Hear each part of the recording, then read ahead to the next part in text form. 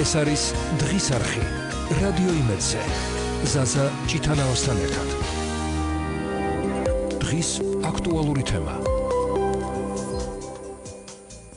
ბრუნდებით პირდაპირ ეთერში თბილისის დროით 14 საათი 17 წუთი გახლავთ რადიო იმედის დღის არხის ფორმატში დღევანდელი დღის ერთ-ერთ მნიშვნელოვან თემას გამოვეხმაურებით მოგეხსენებათ რომ ყოველი წლის 1 დეკემბერი არის ის თარიღი რაც უკავშირდება სპიდ და HIV ინფექციას და HIV ინფექციასთან ბრძოლის საერთაშორისო დღეა, შიდთან ბრძოლის საერთაშორისო დღე და მსგავსი თარიღი აღინიშნება 1998 წლიდან, თუმცა პირველადი ინიციატივები ამის ჯერ კიდევ 1991 წელს იყო, მოგვიანებით კი გაერთიანებული ერების ორგანიზაციის ჩართულობით, მას შემდეგ რაც პირველი შეხვედრა შედგა სხვა ქვეყნის ჯანდაცვის სექტორის წარმომადგენლებისა იქ გაჟღერდა თუ რაოდენ დიდი იყო საჭიროება ინფორმაციული თვალსაზრისით და ცნობიერების ამაღლების კუთხით და საზოგადოების ჩართულობისა თუ ლოიალურობის კუთხით შიდთან ბრძოლის თვალსაზრისით და შესაბამისად უკვე დადგენილია წლებია რომ 1 დეკემბერი სწორედ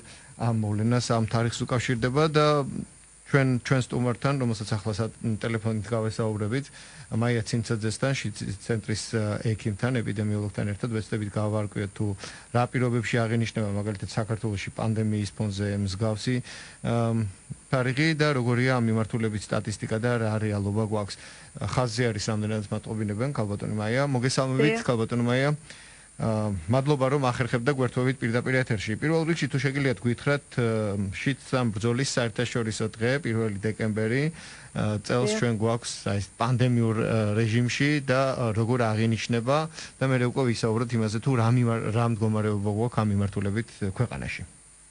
კი ბატონო მოგესალმებით თქვენ და მადლობა რომ დრო გამოძებნეთ ჩვენთვის რომ დაგეცმოთ ამ აქტუალური პრობლემისთვის გარკვეული საათი ასე ვთქვათ.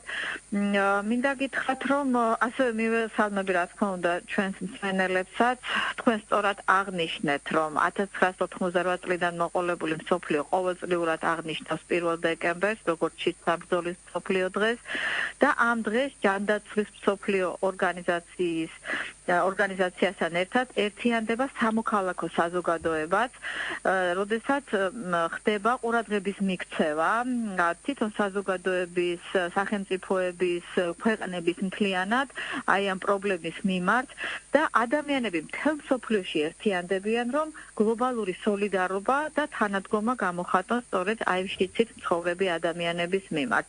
საქართველოს რაც შეეხება ის უკვე ტრადიციულად 29-ს უერთდება მსოფლიოს სხვა ქვეყნებს აი ამ დღის აღნიშვნაში.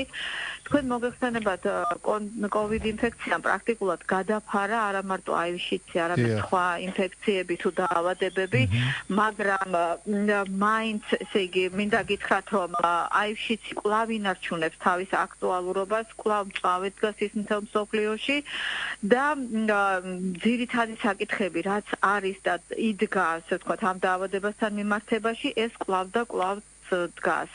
რაც შეეხება საქართველოს იგივე პანდემიის რეჟიმიდან გამომდინარე, რა თქმა უნდა, ამას ისე მასშტაბურად ვერ აღნიშნავთ, როგორც წინა წლებში აღნიშნავდით, თუმცა იყო პრესკონფერენცია, იყო მასმედია ხდება ამ თემის გაშუქება და ჩვენი ხალხიც, ჩვენი საზოგადოებაც კიდევ ერთხელ, ასე ვთქვათ, ყურადღებას ვაპყრობთ, ჩვენი მოსახლეობის ყურადღებას ვაპყრობთ აი ამ მეტად აქტუალური თემის მიმართ.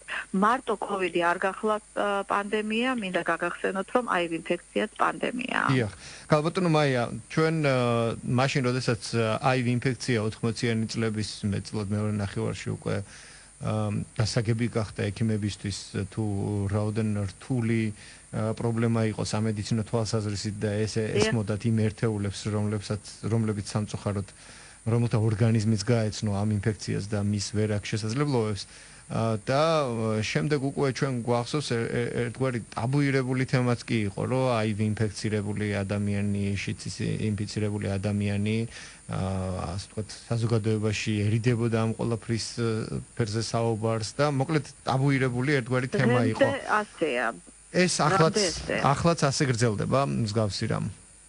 ეცეთა თვითონ ინფიცირებულების მხრიდან კვლავ ეს ხდება დიაგნოზის თავისი სტატუსის არ გამხელა იმის გამო რომ მიუხედავად ჩატარებული აი ამ პრევენციული ღონისძიებებისა, საგანმანათლებლო ღონისძიებებისა, ისევ არსებობს ამ დაავადებასთან ასოცირებული სტიგმა და დისკრიმინაცია, რის გამოთაც ესე იგი აი დადებითი ადამიანები იძულებული არიან რომ დამალონ თავიანთი სტატუსი.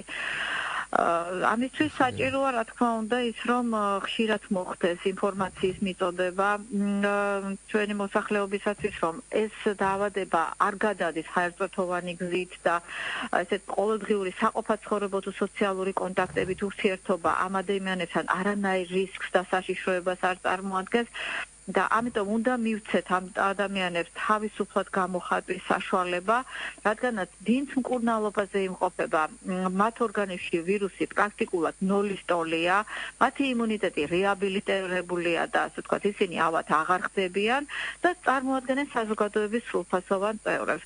ამიტომ უნდა მივცეთ ამ ადამიანებს, არ უნდა იყოს დაავადების გამო მათი გარკვეული უფლებები, ასე ვთქვათ, დარღვეული. გასაგებია.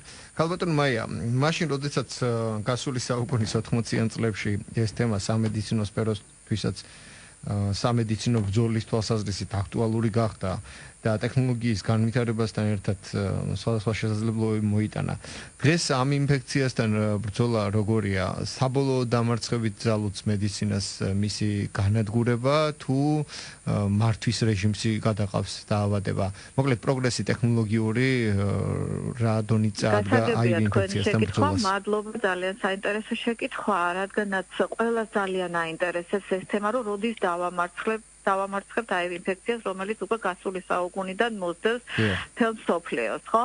მინდა გითხრათ, რომ ძალიან დიდი მიღწევებია ამ დაავადების მკურნალობის თუ პრევენციის მიმართულებით მთელ მსოფლიოში, თუმცა მაინც რჩება ის განუკურნებელ დაავადებად, მაგრამ მომაკვდინებელი დაავადება აღარ არის.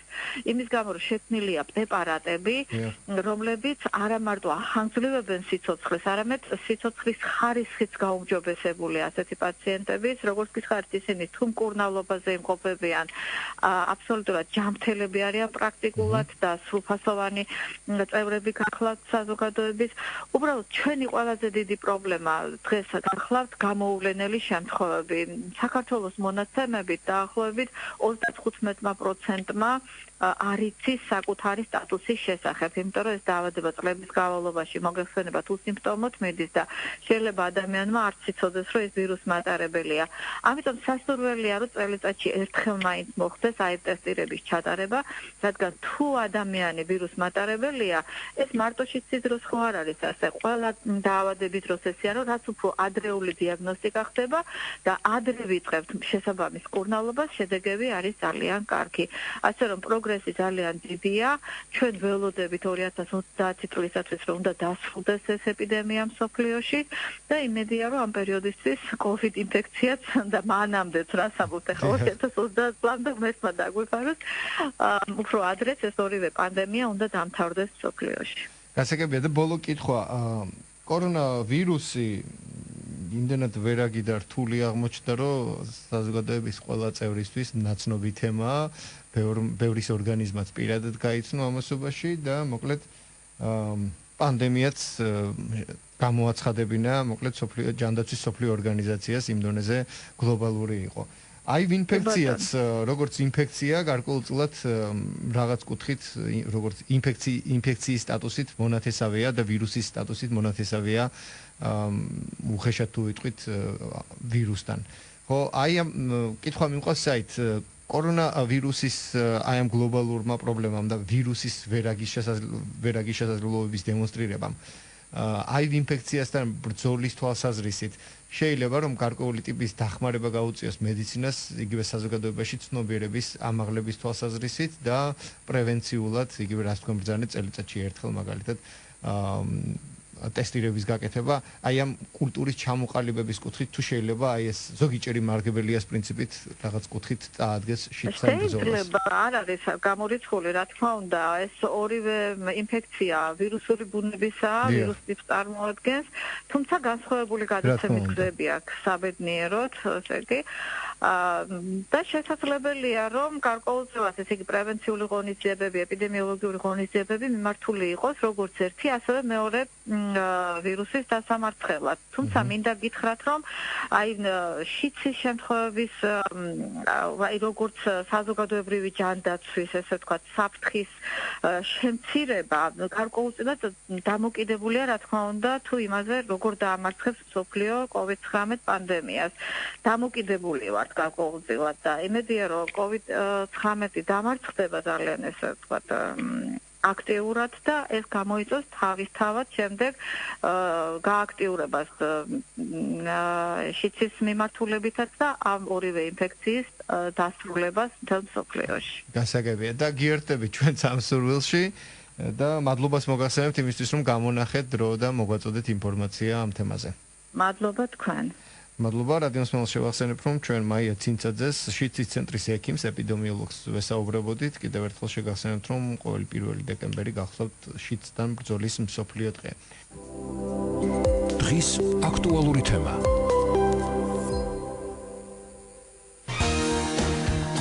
ეს არის დღის არხი რადიო იმედზე.